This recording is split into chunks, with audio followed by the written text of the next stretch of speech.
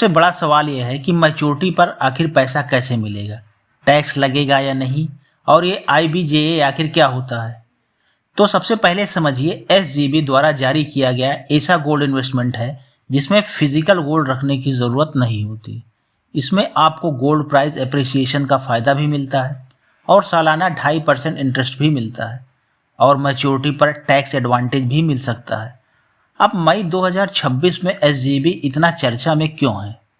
क्योंकि 2026 में कई पुराने SGB tranches early redemption window या मैच्योरिटी फेज में आ रहे हैं। इसलिए बहुत इन्वेस्टर कंफ्यूज हैं कि रिडेम्पशन कैसे होगा, एक्सचेंज प्राइस अलग क्यों दिख रहा है, और होल्ड करना सही है या नहीं। अब रिडेम्पशन प्रोसेस समझिए।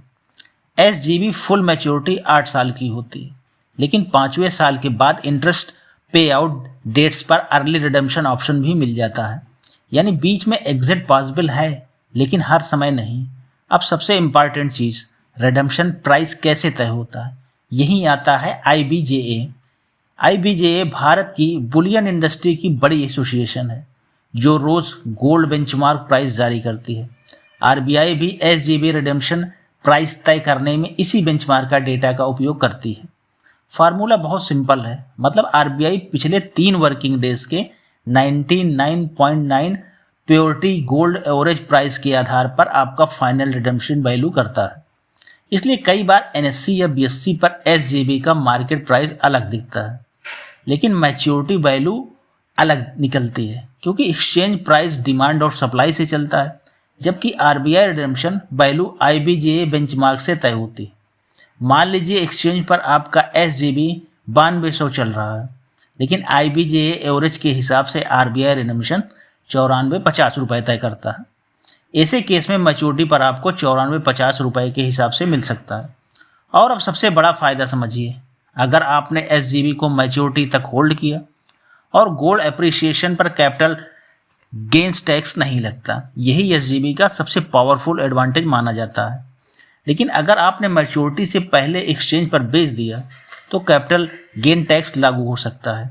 साथ ही कई बार SGB डिस्काउंट या प्रीमियम पर ट्रेड करता है और लिक्विडिटी भी कम रहती है, इसलिए एक्सचेंज एग्जिट हमेशा बेस्ट ऑप्शन नहीं होता। अब इंटरेस्ट रेट भी समझ लीजिए। SGB में इशू प्राइस पर 2.5% एनुअल फिक्स्ड इंटरेस्ट मिलता है, जो हर 6 महीने में बैंक में अकाउंट में आता है।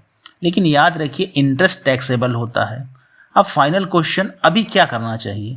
अगर आपका goal long term wealth protection, inflation hedging और पोर्टफोलियो डाइवर्सिफिकेशन है, तो मैच्योरिटी तक होल्ड अप्रोच प्रैक्टिकल हो सकती है। लेकिन गोल्ड एलोकेशन बहुत ज़्यादा हो गया है, एसेट एलोकेशन बिगड़ रहा है और लिक्विडिटी की ज़रूरत है, तो पार्शियल एग्जिट भी समझदारी हो सकती है।